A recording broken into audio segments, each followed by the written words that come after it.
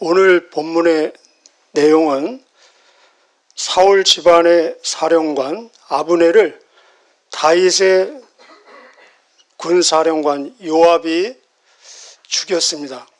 이 죽음에 대해서 다윗의 반응과 그리고 어떻게 대처하는지의 내용입니다.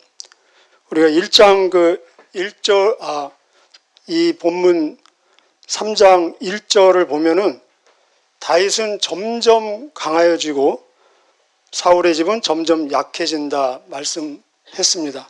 다윗이 이제 통일 왕국을 세울 날이 곧 이른 것입니다. 그런데 양쪽의 군 사령관 그 아브넬과 또 요압은 서로 경쟁자이며 양쪽의 2인자이기도 하죠. 그런데 사실 아브넬은 사울 집안의 실제 그 실권자 아닙니까? 얼마 전에 전쟁에서 그 요압의 동생 아사엘을 죽이기도 했습니다. 이 사건을 계기로 해서 요압이 이 아브넬에 대한 복수심을 품게 되었습니다. 우리 어제 내용에 보면은 그 아브넬이 자기의 의도대로 잘 되지 않아서 결국은 사울의 모든 집안을 다윗에게 넘겨주기 위해서 협상을 하기 위해서 다윗에게 찾아오는 내용이 나옵니다. 그 사이에 이 요압은 우리 22절에 보면은 적군을 치러 인방 근처에 나라와 전쟁을 하고 크게 승리를 하고 돌아오는 중이었습니다. 그래서 이 협상을 할 때 그 자리에 요압은 없었던 것을 볼 수 있습니다. 근데 딱 돌아왔는데 23절에 보면 어떤 사람이 요압에게 말합니다. 아브넬이 왕에게 왔었습니다. 이 얘기를 들을 때 아주 기가 쭈뼛하지 않겠습니까? 늘 마음에 품고 있었던 그 복수심으로 기억하고 있었던 그 사람 이름을 거론하니까. 그런데 어떻게 됐냐 물어보니까 평안히 돌아갔습니다. 그것도 우리 어제 내용을 보면은 큰 잔치를 배설하면서 환대를 받고 돌아갔다. 도저히 요압으로 보면은 있을 수 없는 내용이죠. 그래서 아마 우리 인간적인 표현으로 막 뚜껑이 열렸을 것입니다. 그래서 당장 이 다윗에게 찾아가서 그 내용이 24절, 25절 다윗에게 항변하는 내용입니다. 한번 읽어보실까요? 24절, 25절 시작. 요압이 왕에게 나아가 이르되 어찌하심이니까 아브넬이 왕에게 나왔거늘 어찌하여 그를 보내 잘 가게 하셨나이까? 왕도 아시려니와 넬의 아들 아브넬이 온 것은 왕을 속임이라. 그가 왕이 출입하는 것을 알고 왕이 하시는 모든 것을 알려 함이다 하고, 여기 막 어찌했냐 이게 도저히 있을 수 없다 그런 내용을 지금 아마 막 책상을 그냥 주먹으로 치면서 그렇게 했는지도 모르겠습니다. 그리고 이 아브넬이 온 것은 왕을 속이려 왔다 하면서 강한 항변을 하면서 그 다음 내용 보면은 다윗에게 허락도 받지 않고 묻지도 않고 자기가 임의대로 자기 사람을 보내서 돌아가고 있는 이 아브넬을 다시 데리고 옵니다. 아마 데리고 올 때 요압이 데리고 온다 하면은 안 오겠죠, 그죠?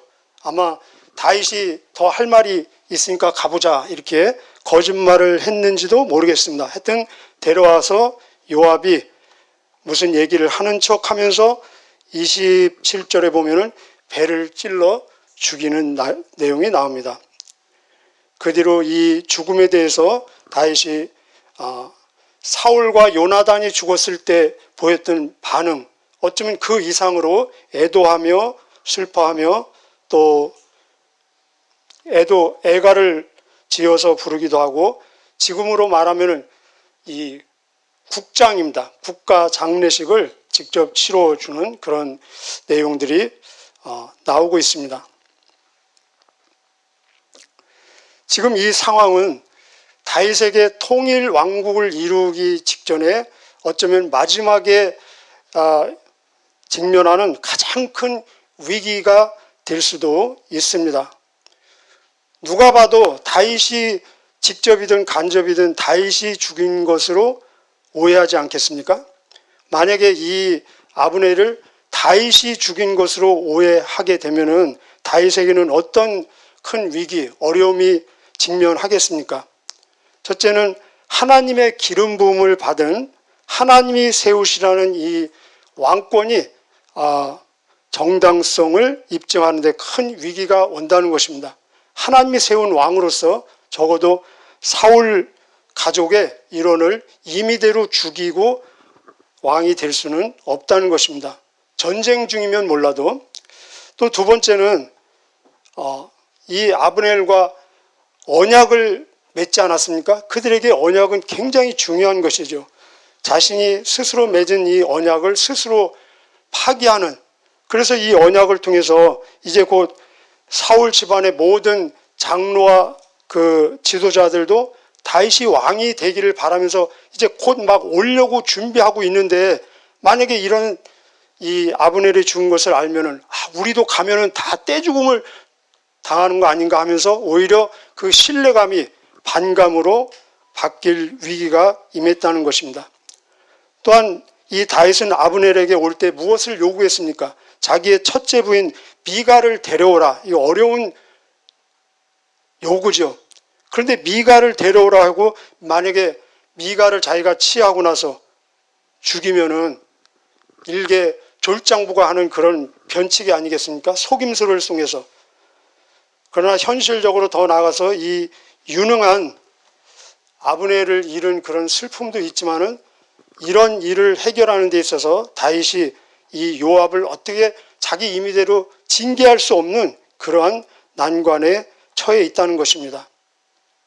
이런 상황에서 요압을 징계하면은 더 어려움, 또 더 상황이 이 복잡해지는 그런 관계를 볼 수 있겠죠. 이 다윗과 요압은 어떤 관계입니까? 먼저 이 인간적으로는 친인척 관계입니다. 조카 그리고 외삼촌 관계입니다. 그리고 이 요압은 다윗이 피난 시절부터 함께했던 동고동락한 동지입니다. 그리고 2인자이고 이 다윗이 통일 왕국을 이루는데 아주 지대한 공헌을 한 그런 동지입니다. 그리고 다윗이 영토를 확장하는 데 있어서도 많은 공헌을 한 아주 명장입니다. 가장 다윗의 가까이에서 그리고 가장 오랜 시간을 함께한 사람입니다.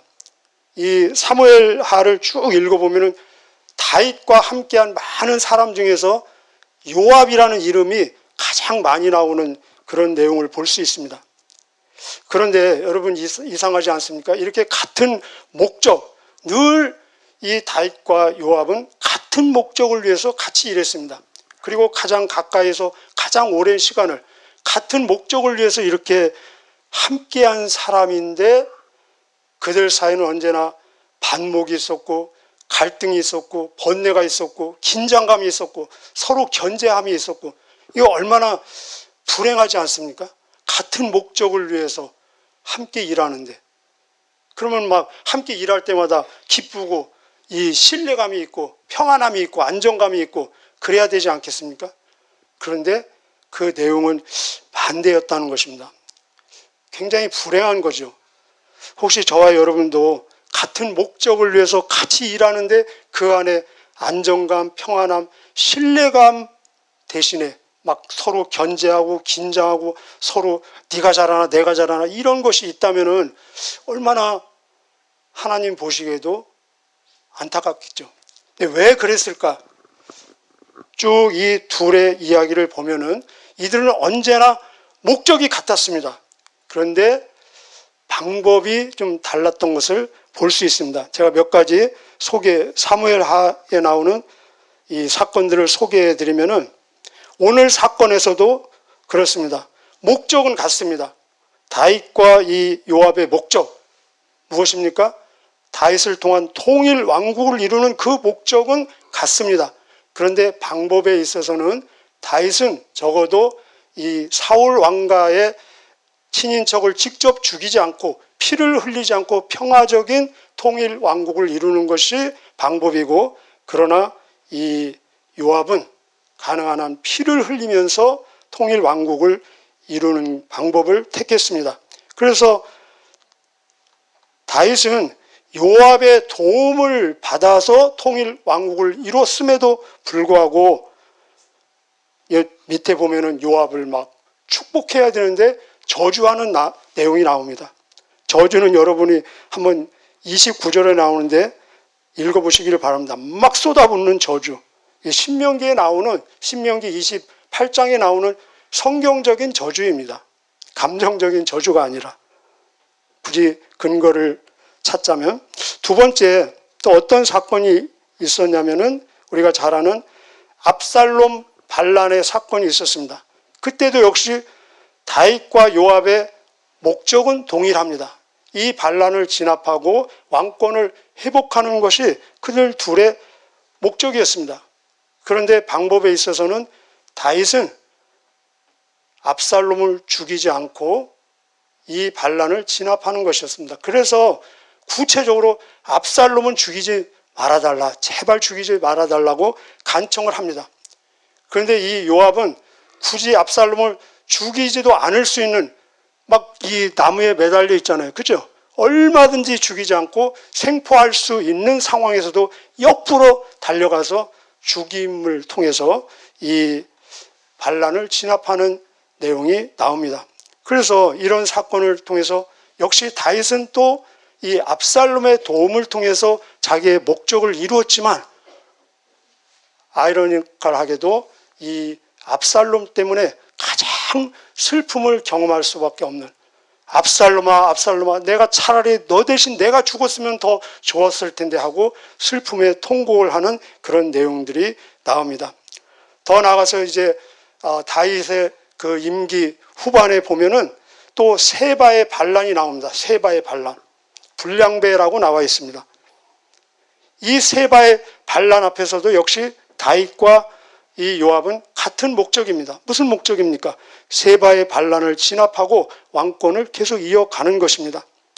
그런데 다윗이 원하는 이 방법은 이 세바의 반란과 관련되지 않은 사람들은 죽이지 않는 것이 방법이었습니다. 그런데 요압은 굳이 이 반란과도 상관이 없는 이 아마사라는, 이 아마사는 다윗이 임명한 또 다른 군대 장관입니다. 그러면 어쩌면 이 아마사는 요압의 후계자가 될 수도 있습니다. 그런데 굳이 이 반란을 진압하지 못했다는 명분으로 이 아마사를 죽이면서 이 세바의 반란을 진압을 합니다. 그래서 다윗은 역시 요압의 도움을 받아서 목표를 이루지만, 그러나 요압을 향한 더 불신과 불편한 마음이 더 쌓여가는 것을 볼 수 있습니다. 끝으로 다윗이 이제 죽음에 가까이 임박했습니다. 이때도 역시 이 둘의 목표는 동일합니다. 무엇입니까? 다윗의 아들을 통해서 이 왕권이 계속 승계되는 것, 이 동일한 목표입니다. 그러나 방법에 있어서는 다윗은 솔로몬을 통해서, 그런데 이 요압은 누굽니까? 아도니아 그 형을 통해서 왕권이 계승되기를 바랬다는 것입니다. 역시 다윗은 이 요압의 도움을 통해서 계속 자기의 목표를 이루었지만 결국은 얼마나 많은 도움을 받았습니까? 그런데 결국 솔로몬에게 유언을 할 때 저 요압 평안히 죽게 하지는 마라, 이런 유언을 하는 거, 이거 얼마나 참 통탄스러운 일이 아닙니까? 자기는 피를 흘리고 솔로몬 아들은 평화의 아들인데 평화의 아들에게 피를 흘리도록 하는 유언을 할 수밖에 없는 이 다윗의 불편한 마음, 불편한 심기를 우리가 볼 수 있다는 것입니다. 능력도 있고 열정도 있고 같은 목표를 향해 함께 일하는데 거기에 행복, 신뢰, 편안함이 아니라 정말 불편, 갈등, 긴장, 견제, 이 대립 속에서 그럼에도 같은 목표를 위해서 일한다는 것, 정말 불행한 일이죠. 힘든 일이죠. 우리는 누구입니까? 교회는 예수님을 머리로 한 우리는 몸으로서 같은 목표를 향해서 같이 일하는 서로 동역자들입니다. 동역자들끼리 일할 때 편안함이 있으십니까? 기쁨이 있으십니까? 우리는 우리가 함께하는 동역자이면서 동시에 우리의 왕 되신 예수님과도 동역자입니다. 우리가 드리는 이 예배라든지 여기 드린 헌금이라든지 찬양이라든지 봉사, 사역, 모든 섬김들은 전도, 양육, 모든 섬김들은 우리의 왕 되신 예수님의 목표를 이루는데 도움이 되고 기여를 하는 것입니다. 우리는 예수님의 목표를 이루는데 함께 동역하고 있습니다. 그렇다면 우리가 예수님과 함께 일하는 그 방법에 있어서도 동기에 있어서도 모든 수단에 있어서도 예수님의 그것과 완전히 일치해서 우리와 함께 하시는 그 예수님이 막 함께 할 때마다 기뻐하고 편안함이 있고 안정감이 있고 즐거움이 있고 그래야지 우리와 함께 일하는 것이 막 예수님 왕이 굉장히 불편하고 굉장히 어색하고 긴장감이 있고 견제가 있고 그러면은 얼마나 안타깝지 않겠습니까? 여기 보면은 그렇다면은 요압이 아브넬을 죽인 진짜 이유는 무엇입니까? 그의 이야기를 통해서 더 중요한 것은 내가 동역자와 함께 동역하는 예수님과 함께 동역하는 진짜 이유, 진짜 동기가 무엇인가 한번 살펴봐야 되지 않겠습니까? 이 요압이 아브넬을 죽인 드러난 명분은 여기 아까 우리 읽었죠. 저가 온 것은 왕을 속이기 위해서 온 것입니다. 25절에 그렇게 나와 있죠. 왕을 위해서, 나라를 위해서 죽인 명분을 내세웁니다. 그러나 진짜 동기는 20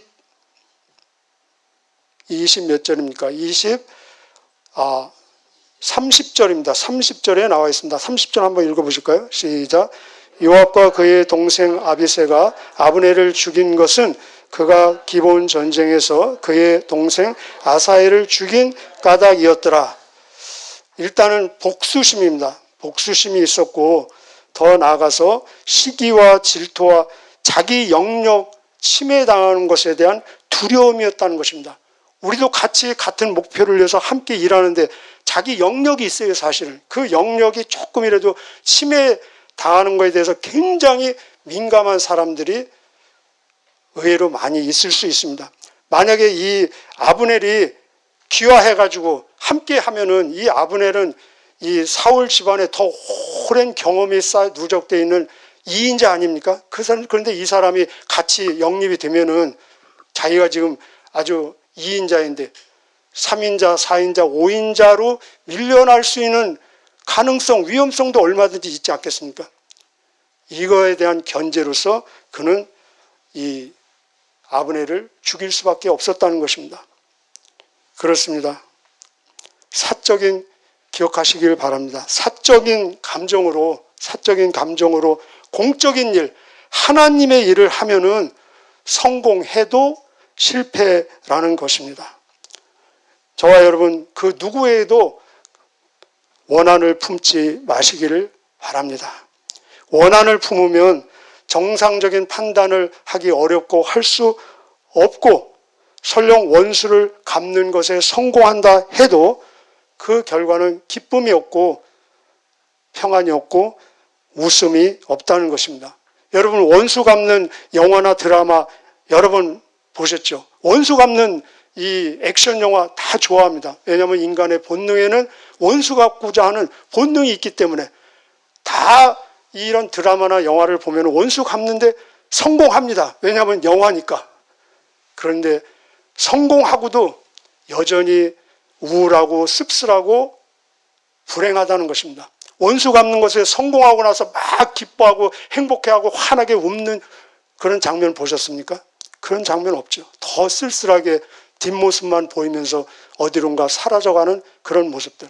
그렇습니다. 내가 원수를 갚으면 갚을수록 더 불행하고 더 우울하게 된다는 것입니다. 하나님의 일을 성취해도 하나님의 기쁨이 되지 않고 오히려 하나님의 심기가 더 불편하게 된다는 것입니다. 우리는 기도합니다. 기도가 무엇입니까? 결국은 내 생각을 하나님의 생각에, 내 욕심을 하나님의 목표에, 그리고 내 방법을 하나님의 방법에 맞추는 조율하는 작업이 신령한 기도 아니겠습니까? 결국 다윗은 어떻게 기도합니까? 우리 39절은 다윗의 기도입니다. 옆에 적어두십시오. 다윗의 기도, 내가 해야 될 기도입니다. 오늘 지금 내가 해야 될 기도입니다. 우리 39절 함께 읽으시겠습니다. 시작. 내가 기름 부음을 받은 왕이 되었으나 오늘 약하여서 수르야의 아들인 이 사람들을 제어하기가 너무 어려우니 여호와는 악행한 자에게 그 악한 대로 갚으실지로다 아니라. 이게 원래는 기도문으로 나와 있습니다. 여기 이 사람들은 누구입니까? 요압과 그 동생 아비새를 이야기하고 있습니다. 기도의 내용이 무엇입니까? 내가 기름 부음을 받은 왕이 되었으나, 거기까지 일단락입니다. 이 말은 내가 왕이 된 것은 내 능력, 내 실력으로 된 것이 아니라 하나님이 왕으로 만들어 주셨다를 고백하고 인정하는 것입니다. 그리고 나서 고백하기는 오늘 내가 약하여서, 여러분 1절과 얼마나 대조를 보입니까? 1절에 어떻게 나와 있습니까? 다윗은 점점 뭐해지고, 다윗은 점점 강화해지고, 그런데 다윗은 고백합니다. 나는 오늘 약하여서 내 힘으로 아무것도 할 수 없다는 것입니다. 다윗이 점점 강해지는 것은 하나님의 은혜로 하나님의 강함을 덧입혀서 강해지는 것이지, 원래 하나님 없는 다윗의 본래 모습은 약하다는 것입니다. 아무것도 할 수 없다는 것입니다. 그래서 여호와는 악행한 자에게, 이게 원수를 저 사람 죽여달라 그런 의미가 아니고 하나님의 뜻대로, 하나님의 때, 하나님의 방법대로 하나님의 목표를 해결해 주시고 이루어 주십시오라는 기도입니다. 우리의 기도도 이런 기도가 되어야 될 줄 믿습니다. 기도는 바로 내가 내 힘으로 할 수 있는 것이 아무것도 없습니다를 고백하는 것이 기도입니다. 그러나 동시에 주님이 함께 하시면 주님의 은혜, 주님의 능력으로는 할 수 있습니다. 신뢰하고 기대하는 것이 기도 아니겠습니까? 오늘도 우리가 기도를 통해서 진정 나의 약함을 인정하고 다 내려놓고 주님의 은혜, 주님의 강함으로 덧입는 저와 여러분 되시기를 축복합니다. 기도하시겠습니다.